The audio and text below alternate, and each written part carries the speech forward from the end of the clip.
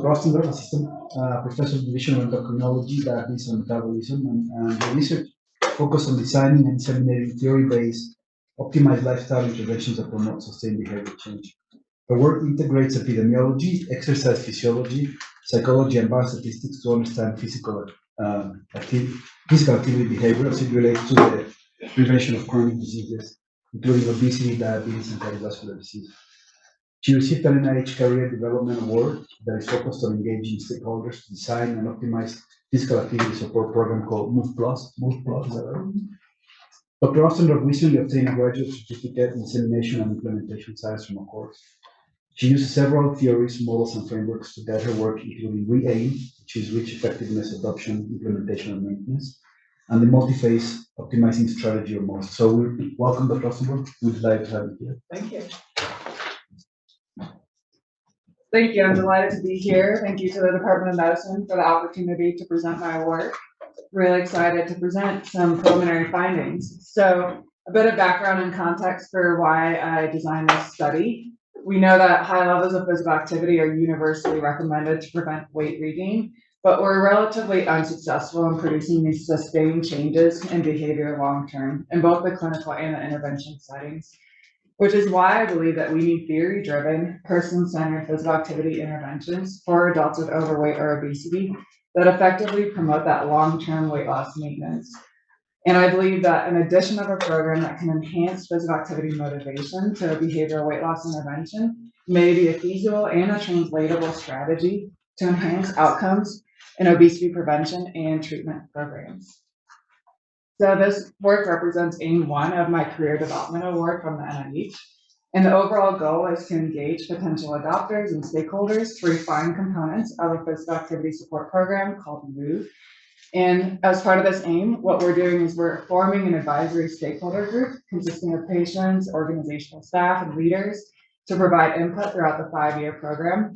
And then we're in the midst of conducting these human-centered design testing sessions, and we're doing it over iterative cycles, including this initial review of our program components and design, and then a 12-week single-arm field trial to pilot test the live delivery of the program. So, like it was mentioned in the introduction, I integrate multiple frameworks as part of my work to guide the research, and one is called the multi-phase optimization framework, or MOST.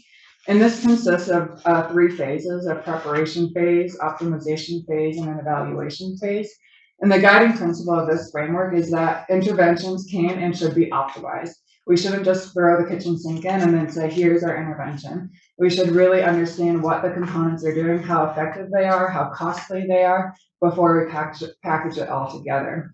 And this work is really cushioned within the preparation phase, where we're identifying a set of candidate components for the intervention, and then we're pilot testing those. We're also using PRISM, or the Practical Robust Implementation and Sustainability Model. And this is the contextually expanded version of the well-known framework called RE-AIM, which was developed by our resident expert, Russ Glasgow, on our campus here. And this really helps us guide our discussions with our stakeholders to understand what do we need to design this for dissemination and sustainability. So, like I mentioned, we're using these principles of designing for dissemination and sustainability, or D4D. And we begin with the end in mind. So we're not going to design something that we don't think could be implemented in a real world setting. We're saying what could actually happen in real world settings first. And then we're ensuring this innovation context fit, and we're actively planning for dissemination and sustainment. So stakeholder engagement is this bi-directional longitudinal relationship between stakeholders, so people who have a stake in the game, and researchers that informs our decision-making about the interventions that we're designing. It typically involves multiple stakeholders from different levels, so patients, care partners, healthcare providers, and it really helps to ensure that our research is feasible, scientifically rigorous, and relevant. And for anyone who's interested in incorporating stakeholder engagement into their work, I highly recommend this tool that's linked here. It's called DICE Methods. It was created by my mentor, Bethany Kwan, and it helps you kind of choose which strategies you can use to engage your potential stakeholders. The way that we're engaging stakeholders in my study is called human-centered design. And it consists of 3 broad phases. The first is understanding the problem. What are our participants experiencing, our patients experiencing? And then we explore what could be some potential solutions that could solve that problem. And then the materialization phase is of how do we materialize those solutions with something that could actually be implemented. So a bit of background for this work. This all started back in 2013 when I started as a graduate student here on campus, working on my PhD in epidemiology. And I worked with Dr. Victoria Katanashi on these large behavioral weight loss interventions. And my role in the study was to provide exercise support. And I worked with people one-on-one and say, hey, how can we get you to be more active? What are your barriers? And I noticed that we could really get people to be active within the supervised exercise portion of the intervention within the first 6 months. And then I also wrote a grant to the American Heart Association and got a pre-doctoral award to bring people back in 2 years later after we started the intervention. And I noticed that the majority of our participants really struggled with keeping up with these high levels of physical activity long term. Most people were back at their baseline levels, and that was where I was like, oh, this is a problem. Maybe the programs that we deliver just aren't effective long term. They're just not sustainable for our participants. Is there something that we could do differently to help them? So as part of the define phase in the human-centered design testing, I started to try to understand what factors influence whether or not someone will sustain these high levels of physical activity long term. And that's where I honed in on the importance of motivation and using self-determination theory. So the QR code is to a publication that I recently had exploring how motivation influences sustained behavior change. And we showed that intrinsic motivation, or really enjoying the physical activity, was super important for that sustaining that behavior long term. I also conducted a series of focus groups as part of my F32 work from the NIH. And we try to identify barriers and facilitators for increasing physical activity among adults with overweight or obesity. And we identified 4 main barriers that came out. The first is this all or nothing mindset. So the idea that if I can't do my 30-minute workout, then why bother doing any of that at all? If I don't do my 30 minutes, I'm a failure. Also, we learned that the program really didn't accommodate for people's individual daily lives. People are busy, they have stress, and they have lots of different things that are going on with their kids and their jobs and taking care of aging parents. And so there was a strong desire for individualized support. Access to fitness was also another thing that came up. People talked about the cost of fitness center memberships, accessibility to places to recreate that were safe, and then just the timing of when group-based classes were offered. And lastly, people talked about having this really negative gut reaction to exercise. And so I learned, I actually don't use the word exercise anymore because people have a strong negative gut reaction. They think it's a chore, something they have to do. But the word physical activity, the word movement seems a lot more approachable, especially in this population. And I learned from my work in this group that people have these really horrible negative experiences from moving. And one person in particular just stands out to me. She mentioned how she would try to go for walks outside of her neighborhood and people would drive by and like catcall her, make fun of her. And she said after that, she never wanted to walk in her neighborhood again. And so that was a really foundational experience for her that made her very not motivated to be active. So as part of the ideate phase, we conducted a series of 20 interviews with potential adopters from multiple levels. So patients, facilitators, clinic leaders, obesity research experts. And this is where I learned that if we design a physical activity support program that could be integrated within our existing lifestyle interventions that are already offered, that this could be a really feasible approach. So for my grant funding that started in April of last year, I started to develop these prototypes of the MOVE program. And we focused on developing 4 components. The first are these group-based classes. And each class focuses on this autonomy supportive message. The first one is all movement counts, it all adds up. It tries to get rid of that all or nothing mindset and says everything that you're doing that involves movement matters and it counts, it all adds up. The second is by moving more, or move in ways that make you feel good. So focusing on developing that intrinsic motivation to move, doing it in a way that feels good, that is enjoyable. And the third is by moving more, you're taking better care of yourself. So linking movement with self-care and how to prioritize time for yourself.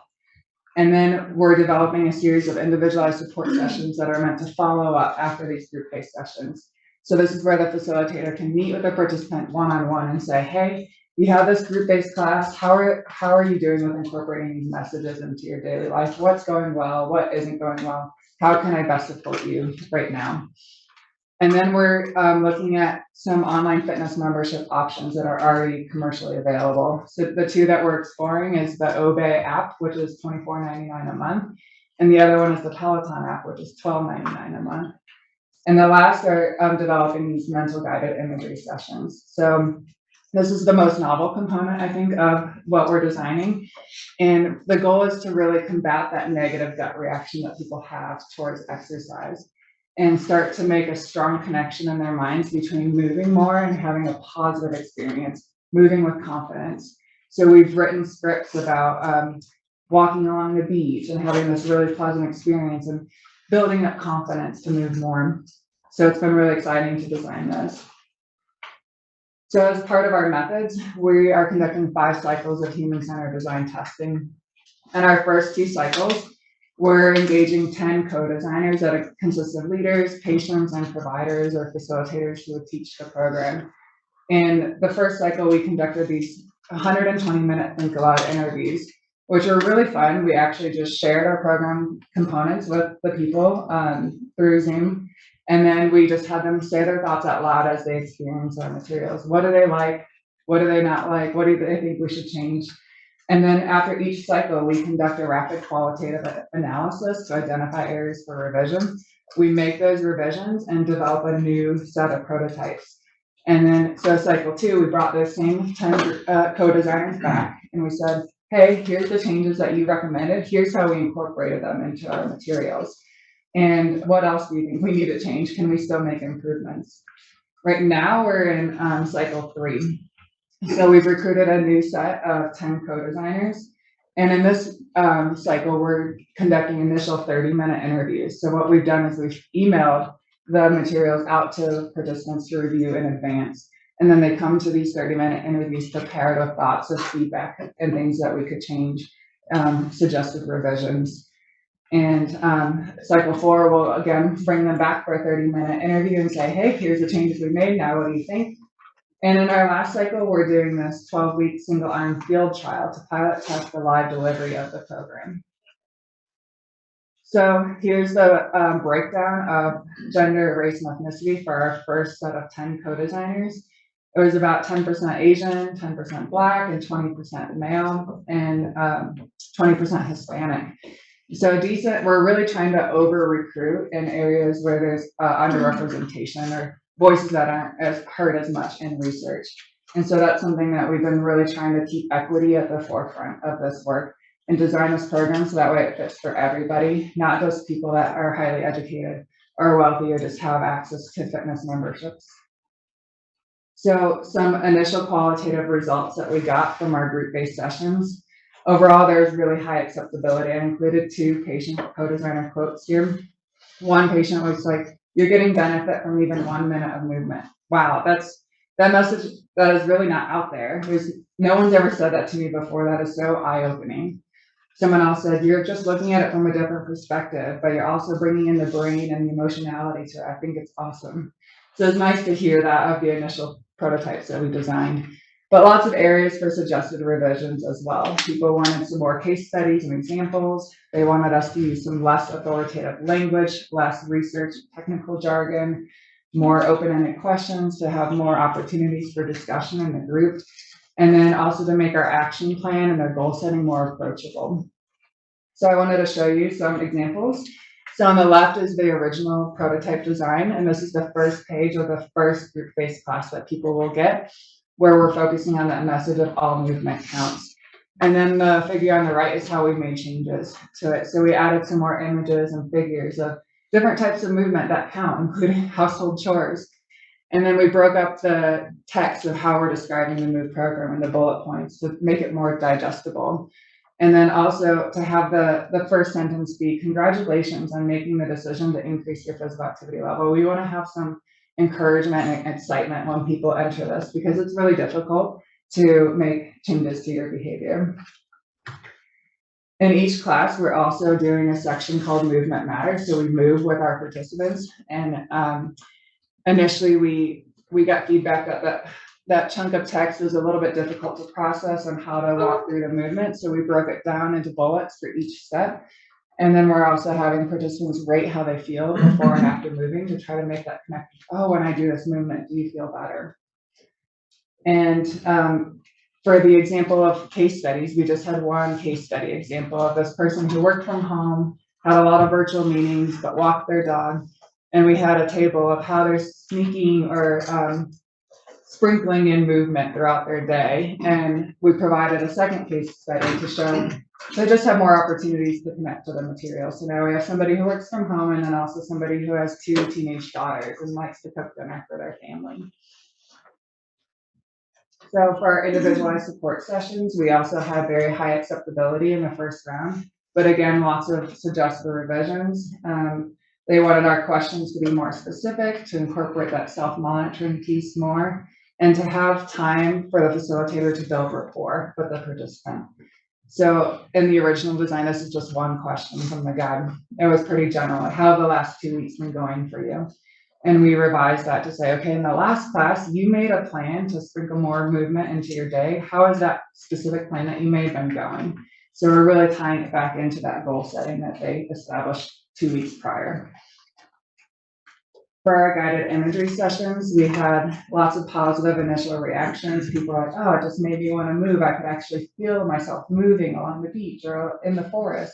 Like, now I want to go for a hike. We kind of got those reactions from our recordings. But again, more suggested revisions. People wanted us to incorporate some smells and some sounds, the crashing of waves, to fix the timing of the breath work that we incorporated. All of our scripts were around 6 to 8 minutes long, and people gave us feedback that that is just too long to start out with. We need to start with shorter duration, 2 to 3 minutes, and then build them up to these longer duration recordings, since we're assuming that most people are coming in without any experience with meditation or like doing some imagery work. So the figure on the right is just an example of our script of walking in the forest along a waterfall. And people wanted to have more relatable scenarios. So like walking in a neighborhood, walking at a neighborhood park, walking around a mall or a Walmart, something that is accessible. Maybe someone's never been to a beach or to a forest. And so we wanted to we're developing more scripts to make it more accessible and relatable. For the online fitness membership, we evaluated the 2 options. So the one with the bright colors is from the Obesity app, and the one with the black background is from the Peloton app. And there was a strong preference for the Peloton app, and this is mostly driven by the lower cost of $12.99 a month versus $24.99 a month. And almost all of our co-designers felt that both memberships were not representative of people living with a larger body size. And this led to our patient co-designers having lots of feelings of intimidation, like, none of these people look like me. Can I even do this? It's just designed for me. And unfortunately, we can't go and change the commercially available apps and have these instructors that look like the people that we're trying to help. So what we're going to do instead is we're going to provide an introduction of how to use the app and the filters, and then we're going to provide some recommended classes to start with, maybe a 5-minute stretching class to kind of ease into it and say, you can do this. They also wanted said accountability is key. So now what we're going to do in the pilot is we're actually going to have control over their memberships and have access to them, and we're going to send them weekly emails about how they're engaging with the app and say, oh, you did 2 classes this week, great job. Or I noticed you didn't log into any classes, what's going on? How can we help you? Is there something that, is holding you back right now? So in our cycles 3 and 4, this is our demographics for our new set of 10 co-designers. This group is 10% Asian, 10% Black, and 50% Hispanic, 0% male. So we are working on getting more males for the next round, which is unfortunately super common in behavioral weight loss research.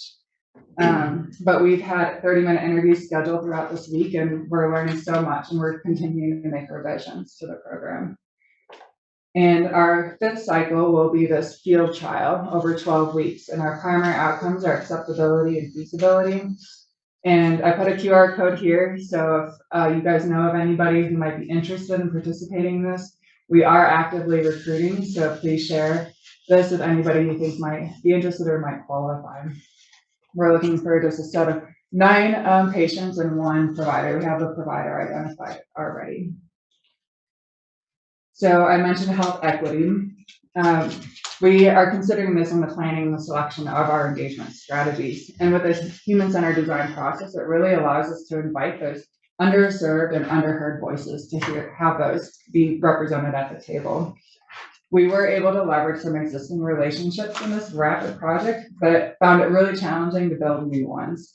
And it's very difficult to establish trust in this limited amount of time.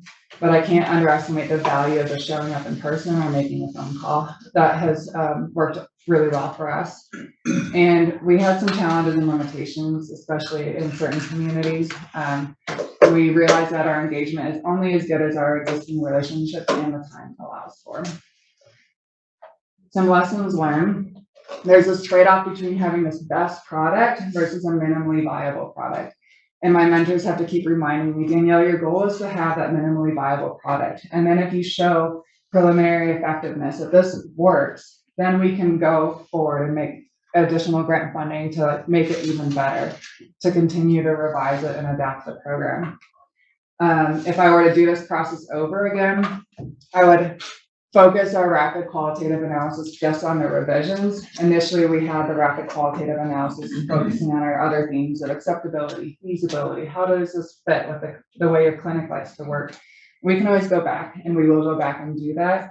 But with the limited time that we gave ourselves to make these revisions, which was a 2-week window, it was really important that we just focus the qualitative analysis on those things first. And then 30-minute interviews are just not long enough. I did that so that way I could budget and get more stakeholders involved in this process, because the KO1 funds are very, very small. But I wish I had more time with them, at least 60 minutes or even 2 hours. The 2-hour sessions were just so great to really dive into the materials. Lastly, co-designing is really fun. It's probably the most fun I've had in my job. I've allowed myself to be really creative in this process, to really hear what our stakeholders are saying and incorporate their feedback. I've had to put my pride aside, even though this program I feel like is my baby. I just have to say, no, it's not designed for me. It's designed for the people we're trying to help. And so we need to really listen to those voices and have that be incorporated. And I would never design another intervention without this process again. I think this program that we're designing is going to be so much better because of the process that we're going through. I want to just say thank you to my study team. These are my mentors that are listed on my KO1 grant. Thank you to our co-designers, and a special thank you to my master's student, Noah Featherman, who helped me in the initial design of some of the prototypes. My research assistant, Chloe Simpson, she's just a rock star, and Brad Morris, who gave a lot of guidance on how to do these human-centered design testing sessions. So with that, I'll take any questions. Thank you.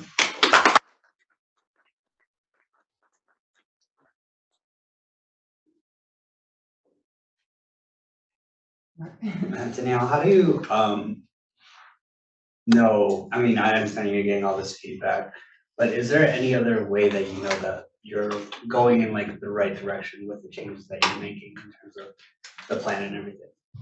Yeah, that's a good question. So the question for the Zoom participants is, how do we know if we're going in the right direction?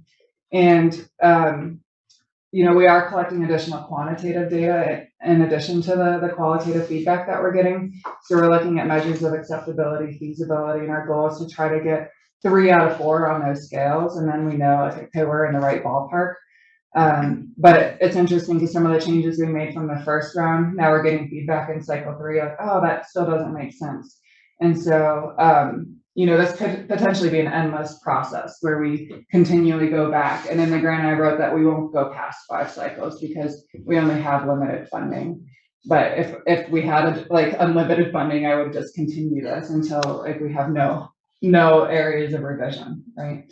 But the goal is the minimally viable product. So, right. Yeah, no, thank you, Danielle. That's really interesting. I love the iterative process because it does bring in the kind of personalized aspect that somebody can choose different pieces that work for them, because I was wondering about that. One practical one I don't think I caught, a lot of these people you're engaging are overweight or obese. Yes. do they also have to be sedentary to come into this? Yeah, that's a great question. So the question is, do our participants have to be sedentary to enter the program? We are requiring that they're doing less than 150 minutes per week of aerobic activity of at least moderate intensity. And so the program really is designed for those people who aren't meeting the physical activity guidelines and to work them up to that 150. And then when we do after the 12-week field trial, we're actually going to be integrating the MOVE program within the diabetes prevention program and targeting weight loss. And so in that program especially, we're making sure that our participants coming in are not meeting those physical activity guidelines. Because I think if people were to receive these materials that were already active, they just really wouldn't identify with a lot of the materials. They'd be like, I'm already doing this well, I don't need this. So yeah, we're targeting the people that just are struggling with increasing their exercise levels. And I guess one part of a question related and one not, your inclusivity is great. I was wondering about socioeconomic inclusivity, because, you know, some Yes. people who live in areas where they can't get out as much, you know, have other reasons that they, you know, that are financial, that they can't get out as much. Are you trying to get a mixture of that, or are these Yeah. mostly people who, you know, are working at places like this? Yeah, we are trying to get diversity within the income level and education as well.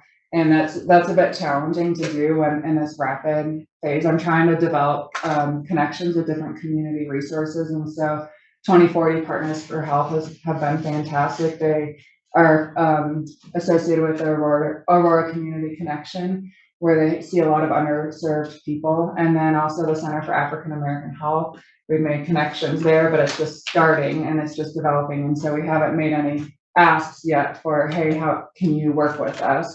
That's going to be a goal for a future grant, but we're going to just start developing those relationships now. So that way the next grant that I write, it'll be a lot easier to engage those communities.